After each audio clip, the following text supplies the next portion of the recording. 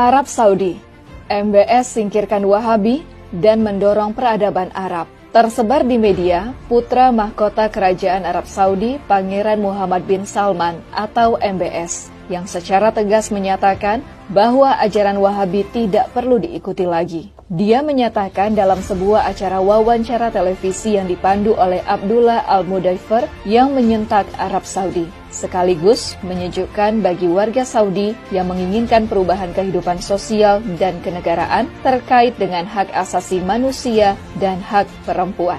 Bin Salman memberikan jawaban jelas ketika ditanyakan tentang ajaran Wahabi. بأنه النفط سوف يتكفل بكل احتياجاتنا في المملكة العربية السعودية.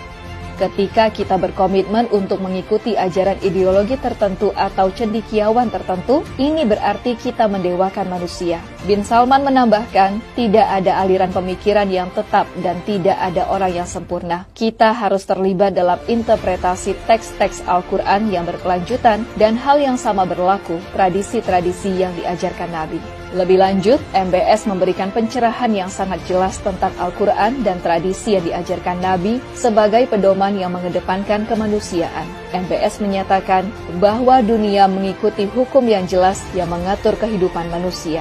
Peran kami para penguasa Saudi, kata MBS, adalah untuk memastikan semua hukum yang disahkan di Arab Saudi tidak bertentangan dengan kepentingan kita Arab Saudi. Wahabi tidak hanya dilihat sebagai penghambat kemajuan dan modernisasi, namun sekarang Wahabi dianggap tidak berguna sama sekali bagi eksistensi Arab Saudi.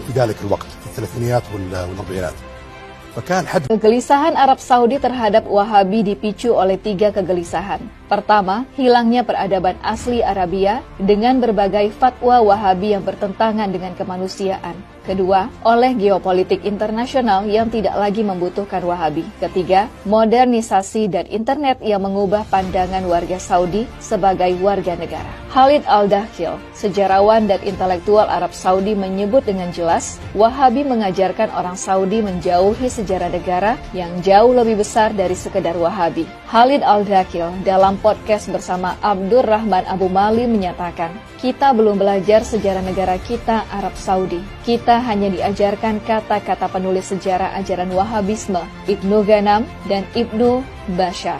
Dan sampai sekarang kita masih menjalaninya. 6 يناير أشبعوه الأمريكان كثير من الكلام. كلامهم صراحة ما قيل في الإعلام الأمريكي 6 يناير في الولايات المتحدة. أنت تقصد Saudi Arabia didirikan berdasarkan aliansi untuk membangun kekuasaan antara Muhammad bin Saud dan Muhammad bin Abdul Wahab pada tahun 1744.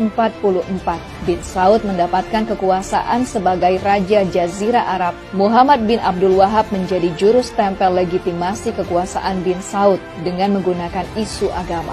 Sejak saat itu, Saudi Arabia dan ajaran Wahabi menjadi satu kesatuan. Kini, Wahabisme tidak lagi mendapat dukungan negara Saudi dan Wahabisme tidak lagi menjadi agenda Saudi di panggung internasional.